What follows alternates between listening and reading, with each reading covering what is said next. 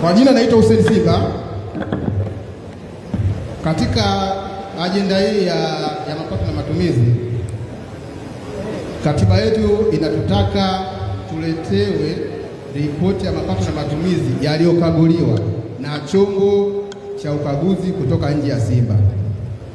Lakini kila mwaka toka Mangungu umeingia madarakani, anakuja mhasibu kutusomea ripoti ya mapato na matumizi badala ya chombo kutoka nje ambacho cha ukaguzi ambacho kinatakiwa tukipitisha sisi wanachama, lakini hujawahi kwanza kutuletea hicho chombo na hatujawahi kuletewa ripoti ya matumizi ambayo yamekaguliwa. Sasa kwa uvunjifu wa katiba ambao mimi nimewashtaki baraza la michezo, nimewashtaki BMT, na hapo kuna mwakilishi wa BMT katika hili, naomba ulizingatie.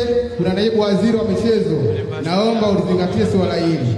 Sasa swali kwako mwenyekiti wa Simba Sports Club Bwana Mangungu pamoja na wajumbe wote hapo mbele, je, mnatosha kuendelea kuiongoza Simba kwa ukaidi kama huu?